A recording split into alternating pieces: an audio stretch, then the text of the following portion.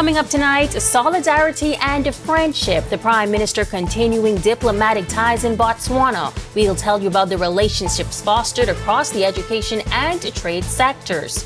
Plus, wicked weekend weather impacting islands across the archipelago. Tonight, one family is grateful to be alive after a tornado ripped away their roof. And later, the search continues. Grand Bahama's top cop is calling for a collective effort in finding several residents that remain missing on that northern island. Those details and more as Our News Weekend starts now.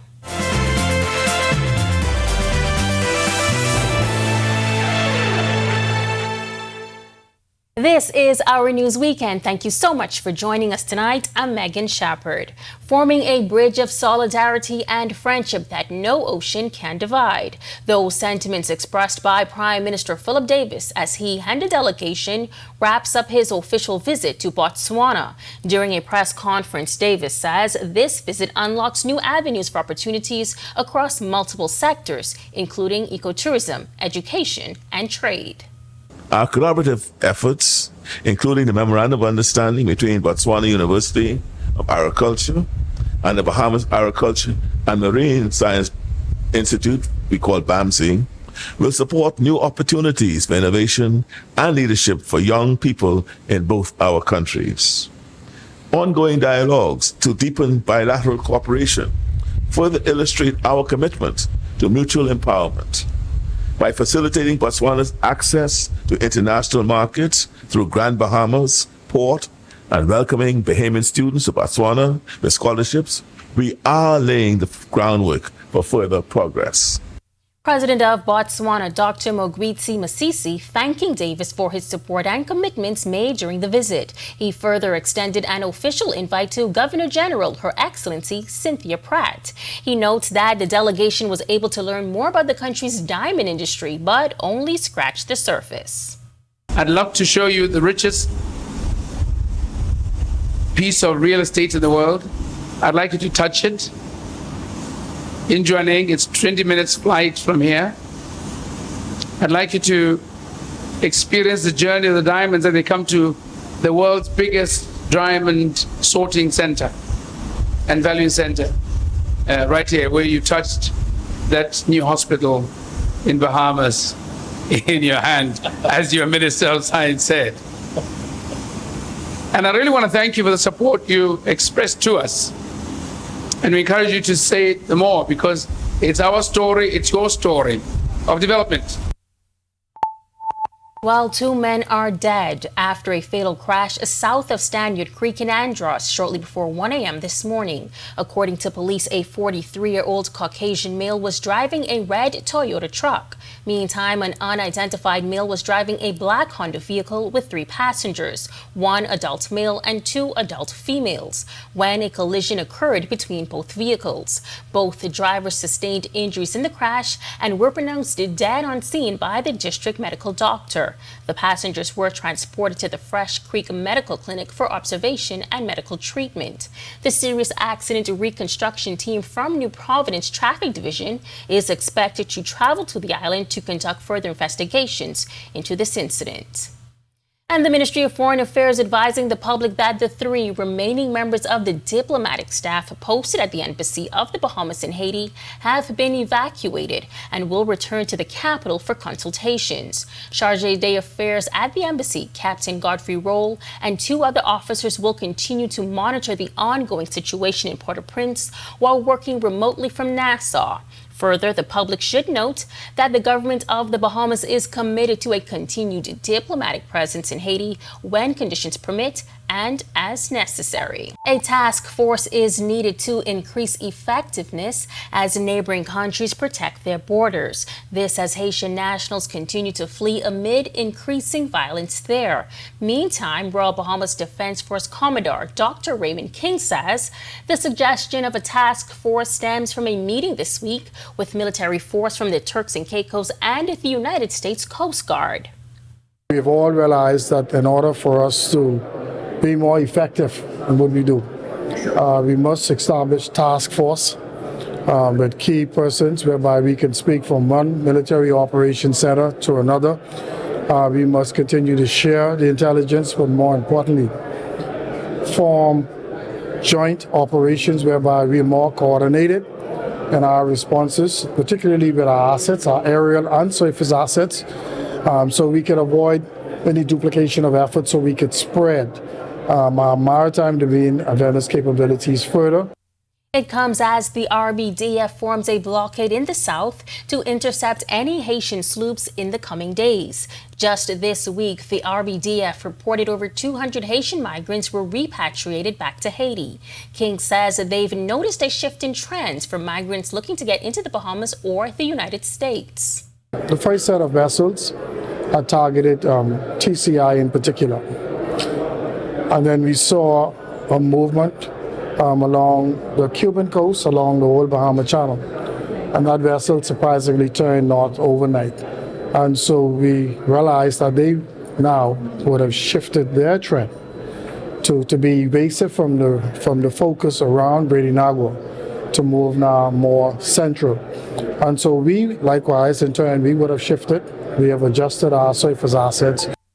Well, in other news, Deidre Miller and her family have lived in their South New Providence home for nearly 20 years. But she says even through hurricanes, they've never experienced anything like the devastation they woke up to early this morning. Miller says she woke up to loud noises around 3 a.m. While she first thought it was more rain from the weather system affecting the northern Bahamas this weekend, her husband Stephen soon alerted her to the gravity of their situation. A portion of their roof was missing, doors were down, and their ceilings had been compromised by what they believe was a tornado. It was raining initially, and it had subsided somewhat. And then all of a sudden I heard a loud noise, which I thought the rain was coming down again, but with a lot of force. So I went to the window to see this rain. When I got to the window, all the curtains started to fly up, and all of a sudden there was this loud crash. And I crouched down on the side of the bed because I realized, hey, this was something really strong. Then my husband came in the room at the time, and he called me to show me exactly what had happened because he was out here.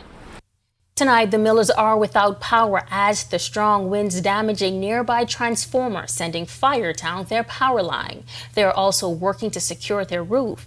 Although the repairs will be costly, Miller says she is grateful that her family is safe. She says winds were so powerful, her garbage bins are missing and her neighbor's bins were sent flying hundreds of feet into her backyard. She says it could have been worse as the pressure forced many portions of their ceiling down. Her son's ceiling fell in on his bed, but luckily he was at work. I thank God.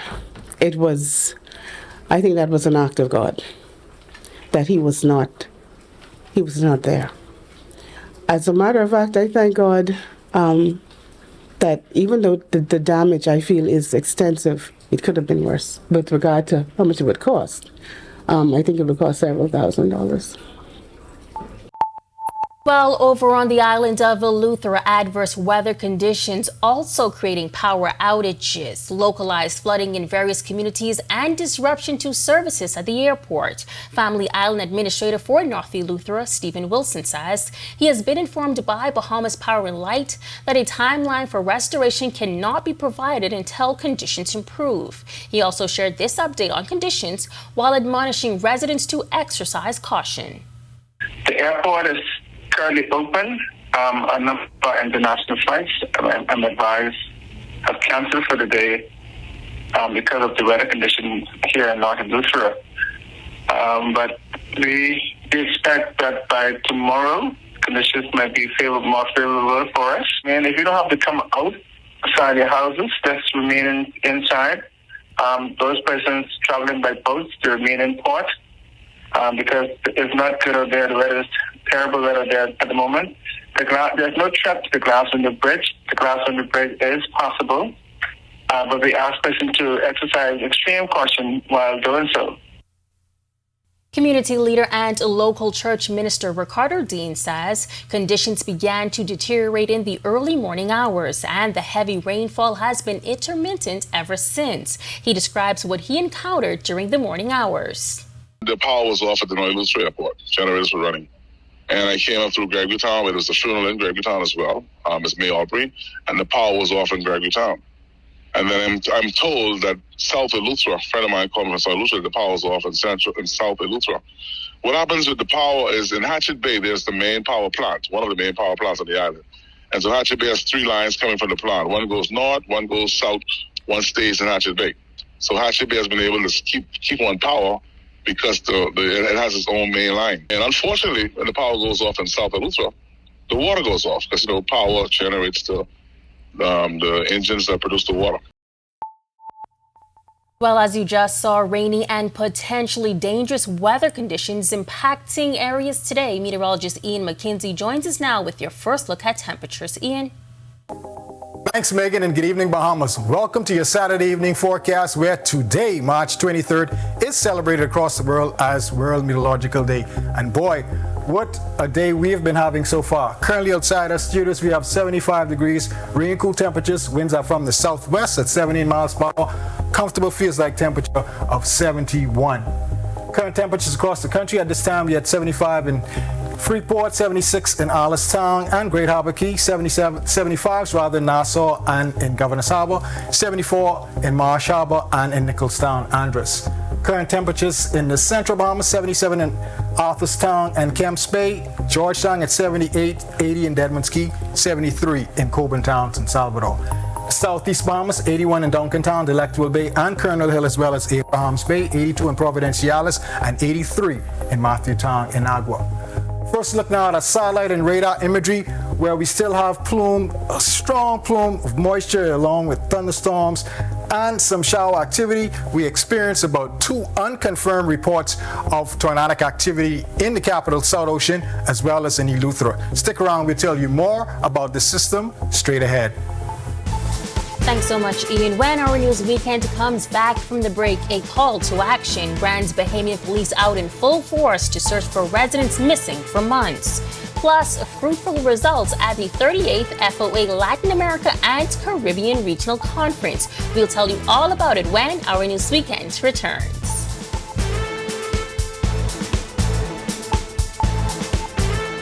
Are you or a loved one under medical care? Do you need affordable medical supplies? Ports International is the largest home healthcare supplier. Medical supplies at the very best price, and you can even shop online. From hospital beds to wound care, wheelchairs to walkers, Ports is a one-stop shop for your medical supplies, and we accept insurance. We have online shopping and 2 locations to serve you, at the Airport Industrial Park and Shirley Street. We also ship to the Family Islands. Shop online and visit us on Facebook. Call Ports at 377-1771.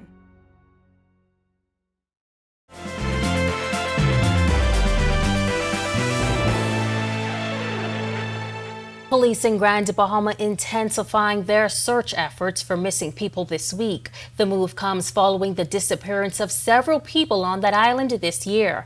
Our news team caught up with the officers during their search this week in the Freeport area. Natalia Hall reports. Officers out in full force to search for those who've been reported missing in Grand Bahama for the year.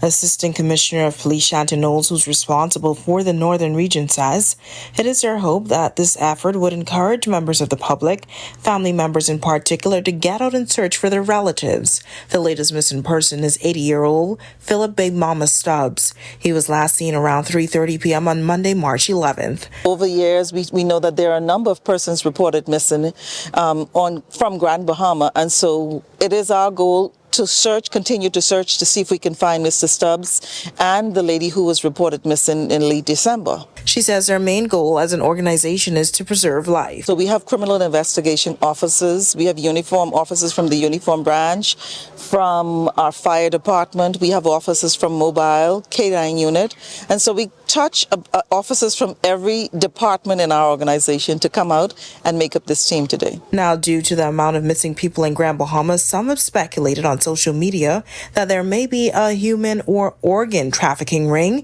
ACP Knowles is asking the public to not create fear in the minds of others. Going to social media and posting anything that our minds conceive is certainly causing fear in our communities. Grand Bahama is a safe place. We know that these people who have been reported missing are people who are suffering from some sort of mental health disorder. We know that drugs and alcohol are involved. And so we believe that these people are not being cared for. I don't want to say properly, but are certainly not being watched on a 24-hour basis. As she's urging family members to be more concerned about their relatives. Those who you don't see for a while, come on, and not for a long while, but it tells us something about the family structure or the relationship within family. Reporting for our news, I'm Natalia Hall. Thanks so much, Natalia. Well, meantime, the Bahamas yielded some fruitful results at the 38th Food Agricultural Organization Latin America and Caribbean Regional Conference held in Georgetown, Guyana this week. Minister of Agriculture and Marine Resources, Jomo Campbell, led a delegation to the conclave to update the region on progress made in the Bahamas and to request further assistance to advance the country's agri-food system as well as food security. As we all know, our food import bill is pegged at almost $1 billion annually, and this is something that this administration is determined to reduce and address on behalf of the Bahamian people. After the impact of both Dorian and the pandemic combined, we found ourselves in a pretty precarious position, and we don't want to see us as the Bahamian people in that position again when it comes to food security. We want to be able to have that all in our hands and to be able to address it on behalf of the people at any and every point in time. The Agriculture Minister also participated in a high-level bilateral meeting with Director General of the Food and Agriculture Organization, who expressed an interest in providing more technical support to the Bahamas and providing more linkages within the region. We were able to share ideas, share some challenges, share ways to address challenges, climate-resilient agriculture, transforming our agri-systems, and just bringing back a better agricultural product to the Bahamas. And that is key. And so I am pleased with what transpired here throughout this conference. And I think that we're going to bring back tremendous results for the Bahamian people. Still to come on Our News Weekend, meteorologist Ian McKenzie is back in the Weather Center with more on this weekend's adverse weather conditions. Plus, meet some of our Carifta swimmers from Grand Bahama, and a Bahamian baseball player hits for the Psycho. Weekend Sports is coming up next. When the Bahamas took center stage at World Expo in Dubai 2022, we were there as thousands got up close and personal with our story, like the unprecedented devastation of Hurricane Dorian put center stage at Commonwealth Heads of Government meeting in Rwanda. We were there as the Prime Minister urged immediate action on climate change, an issue brought up months later at the historic 50th CARICOM meeting in the Bahamas. Because our news is everywhere, always there when it counts.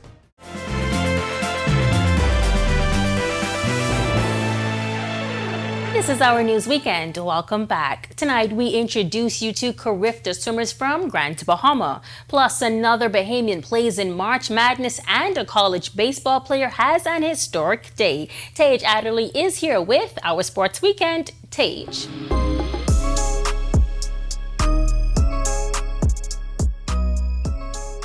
Good evening, I'm Tage Adderley here with some sports on this rainy weekend. The Bahamas Carifta swim team has dominated the sport in this region for the better part of the decade. In this report, our Sasha Lightburn highlights some of the team members from Grand Bahama. We're hopefully going to win for the 6th time. I think we've all been working very hard to get where we need to be now. I just can't wait until we get to jump in that pool because we coming first. I believe that the Bahamas is a strong team, and with everybody's help, that we can totally do this.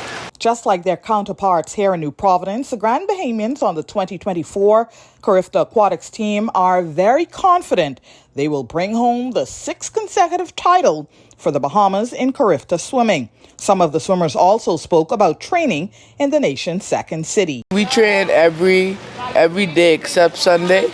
I've been putting in the work, Coming to practice every day, not missing a single day. We're ready. We're really excited. We've been training super hard. We've been doing a lot of hard training, a lot of work with the bands, a lot of work with parachutes, starts, and underwaters. Team manager Karen Pinder-Johnson is also based in Grand Bahama. She's confident as well. I've seen the kids train. I know the work that they've put in for this very moment. And, you know, it's something about country and pride. You know, when we go to those other countries, we hear everybody else cheering. But now we're on our home soil. And you know what it is to hear your own cheering for you? Now, the 8 swimmers out of Grand Bahama are expected to join the rest of the team on Monday afternoon here in New Providence. Carifta Swimming will open up on March 29th. That's Good Friday, with the opening ceremony slated for 2 p.m. Competition begins on Saturday, March 30th at 9 a.m. Reporting for our sports, I'm Sasha Lightbourne. Thank you, Sasha. Now we're going to head to the hardwood, where a Bahamian took the court at the NCAA tournament. AJ Storr and his Wisconsin Badgers were kicked out of the NCAA tournament last night by the James Madison Dukes, losing 72-61. The Badgers were heavily favored, being the high seed in this 5-12 matchup. The game was never as close as the final score indicated. The Dukes jumped out to a 33-20 lead at the half. They never let Wisconsin in the game. Storr had a rough night, going 5 of 14 from the field with 4 turnovers as he scored 13 points. The Dukes locked up on defense, holding the Badgers to 37% from the field, and they forced 19 turnovers. Now, with the loss, Frederick King is the last Bahamian in the NCAA tournament. His Creighton Blue Jays play the Oregon Ducks tonight at 9:40 p.m. Before we go, a Bahamian college baseball player had himself a game in his team's conference opener on Friday. He hit for the cycle. Dante Stewart of the University of Memphis Tigers had a perfect night, and he hit for the cycle. He went 5 for 5 with 2 singles, a double, a triple, and a home run to help them get a 16-7 win over the University of South Florida Bulls. The right-handed hitting second baseman's lone RBI on the night came from his home run, a solo shot to left center in the second inning. He also scored 4 runs in the game and walked once out of the cleanup spot. Stewart is just the 4th player from Memphis baseball to hit for the cycle since 2001. That's a wrap for sports today. For Our Sports, I'm Tage Adderley. Stay dry. Thanks so much, Tage. On the other side of this break, wondering how long the heavy rainfall will last? Meteorologist Ian McKenzie has the answers. Stick with us.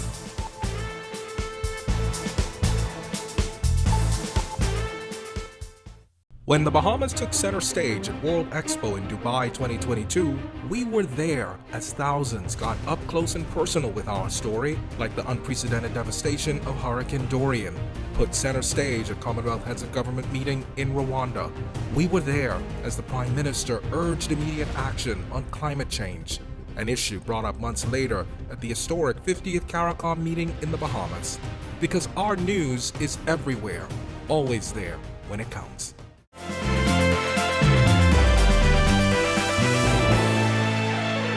Thanks for sticking with us. Meteorologist Ian McKenzie is back in the Weather Center with your extended look at weather. Ian, lots of gloomy weather outside and some crazy things happening today. What should we expect, and how long should we expect this type of weather?